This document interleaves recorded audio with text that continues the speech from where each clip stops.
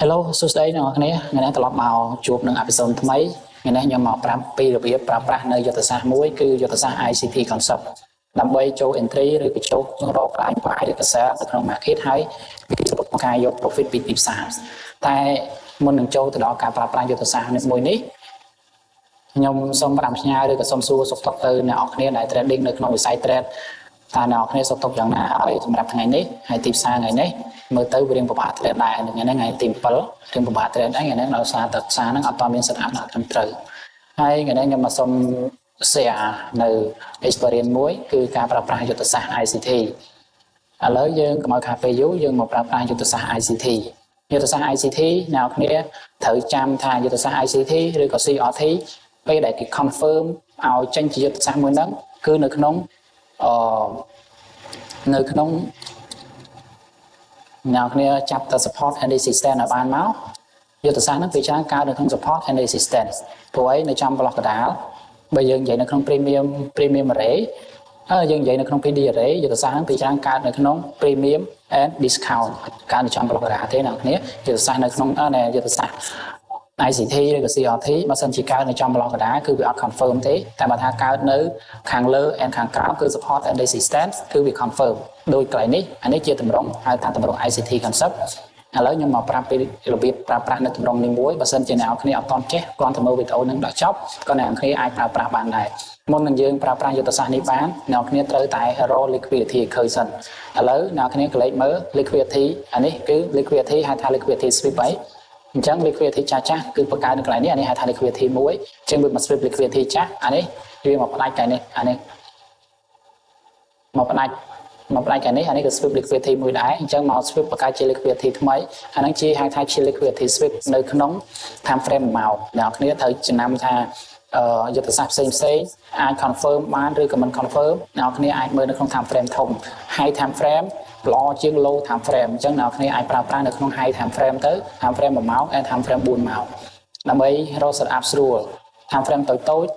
គ្រាន់តែអ្នកគ្នាស្រួលក្នុងការរកនៅក្នុង key level អញ្ចឹងខ្ញុំប្រើ time frame 1ម៉ោងអ្នកគ្នាឃើញហើយនេះជាទម្រង់ ICT មួយអញ្ចឹងខ្ញុំមកប្រាប់ពីរបៀបចាប់ដំបូងអ្នកគ្នាយក candle ចុងកតុយចុងក្រោយគេនេះជា candle ដំបូង candle នេះយើងអាចចាប់ជា liquidity ឬក៏ sell side liquidity ហើយ candle មួយនេះយើងយកមកជា ICT lowយើងប្រើប្រាស់នៅតែពី candle ឯនោះគ្នាពី candle ដើម្បី confirm វា candle មួយ candle ទី1 and candle ទី2អ្នកគ្នាត្រូវចាំថាមុននឹងអាច confirm វាបានតើតាចុង wick candle ទី2នេះបានទីនៃ candle ទី2បិទនៅក្នុង range ឬក៏បិទនៅក្នុង wick នៃ candle ទី1ទៅអាចយកមក confirm បានបើសិនជាអត់បិទនៅក្នុង candle នឹងទេអត់អាចយកមក confirm បានទេអញ្ចឹងយើងត្រូវចាំកន្លែងនេះយើងអាចយកមក confirm បានឥឡូវអានេះជា ICT low ខាងលើនេះជា ICT high យើងចាំមកជា ICT high ផ្សេងមក ICT high អូខេឬហើយយើងរក 50% នៃ candle មួយហ្នឹងដើម្បីងាយស្រួលរកកន្លែងដាក់ TP តែនេះ 50% យើងសេមក 50% អញ្ចឹងយើងចាប់លំហូរប៉ុណ្ណឹងបានហើយតោះអ្នកគ្នាចំណុចបន្ទាប់យើងត្រូវតែទៅរក key level ដើម្បីយកមក confirm សារអ្នកគ្នាត្រូវចេះរក key level មួយទៀតអញ្ចឹងយើងទៅរក key level នៅក្នុង time frame 1ម៉ោងយើងរក key level នៅក្នុង time frame 5នាទីអញ្ចឹងយើងមករក key level មកនេះតម្រងដែលយកចាប់មិញ ICT ហ្នឹងយើងរក key level ដើម្បីរក key level បានអ្នកគ្នាត្រូវមើលនៅក្នុង PD array ហ្នឹងបានដូចត្រូវមើលនៅក្នុង PD array ហ្នឹងដូចគ្នាយើងរក key level យើងត្រូវមើលនៅក្នុងហ្នឹងមានអីខ្លះមាន IVG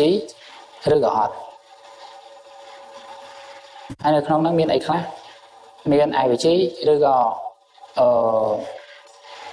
mitigation block ឬក៏ order block អ្នកគ្នាអាចរកមើលកន្លែងហ្នឹងជា key level បាននៅកន្លែងនេះខ្ញុំឃើញនៃ candle ចាស់អានេះអាចយកកន្លែងនេះជា mitigation block នេះជា mitigation block អ្នកគ្នាអាចចាប់កន្លែងជា 50% បានឬហើយមួយទៀតខ្ញុំឃើញ block នេះជា IVG អញ្ចឹងយើងយកកន្លែង IVG ហ្នឹងជា key level យើងចាប់ IVG នឹងមកយើងឃើញថាមាន candle មួយ ដែលចាក់ធ្លុះ IVG ហ្នឹងចុះមកខាងក្រោមក៏ប៉ុន្តែអត់បិទ body ដល់ខាងក្រោមទេគឺ body រុញឡើងទៅលើបិទនៅលើបិទនៅ body ហ្នឹងបិទនៅលើ IVG អញ្ចឹងយើងអាចយកអាហ្នឹងជាកន្លែង confirm បានឬក៏មួយទៀតអ្នកគ្នាអាចប្រើប្រាស់កន្លែងនេះជា order block កន្លែងនេះយកមក confirm ក៏បានដែរពេលដែលផ្សារនេះចាក់មកចាក់ជាមួយ order block កន្លែងហ្នឹងហើយវាប៉ះបានតែ 50% ទេហត់ឡើងទៅលើអញ្ចឹងអ្នកគ្នាអាច entry ចូលបាយនៅក្នុង candle នេះបានថ្ងៃនេះយើងអាច entry ចូលបាយបានពេលដែលបិទនៅក្នុង IVG ប៉ុណ្ណឹងអញ្ចឹងយើងអាច entry បាយទៅនឹងបានដោយសារតែ candle ដក wick វែងយើងអាច entry ប៉ុណ្ណឹងបានហើយយើងអាចដាក់ SL នៅកន្លែង ICT low កន្លែង ICT low នឹងមក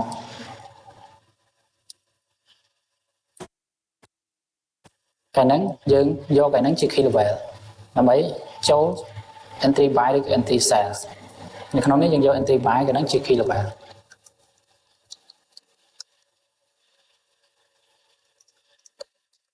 អូខេកាលហ្នឹងជា key level ឬហើយ TP របស់អ្នកនរគ្នាយើងអាចដាក់នៅក្នុង high ក៏បាននៅក្នុង high ក៏បានឬក៏ 50% នៃ candle ដំបូងក៏បានបើសិនជាអ្នកនរគ្នាដាក់ដល់ high វាធំពេកព្រោះវាត្រូវចុះមក retest ផ្សារវិញបើសិនជាដាក់ដល់ high គឺធំពេកអញ្ចឹងយើងដាក់ត្រឹម 50% មកសម្រាប់អ្នកអត់លុបលុន1យក2ប៉ុណ្ណឹងគ្រប់គ្រាន់ដែរបើសម្រាប់អ្នកលុបលុនតើតើយើងប្រើ high ខ្ពស់មានន័យថាយើងប្រើ TP ធំ SL យើងក៏ត្រូវធំដូចគ្នាដោយ SL យើងចាប់នៅនេះ TP យើងចាំនៅនេះមកអូខេមួយយក2ដូចគ្នាទៅថា SL ធំ TP ធំតែបើយើងយក SL តូចទេយើងយកត្រឹម 50% មកឬហើយ TP យើងអាចដាក់តូចបានដូចគ្នាត្រឹម1យក2ប៉ុណ្ណឹងអូខេហើយហ្នឹងនៅក្នុងប្រព័ន្ធ ICT concept អ្នកគ្នាអាចប្រើយុទ្ធសាស្ត្រនេះបានដើម្បី entry ផ្សារក្នុងការចូលបាយ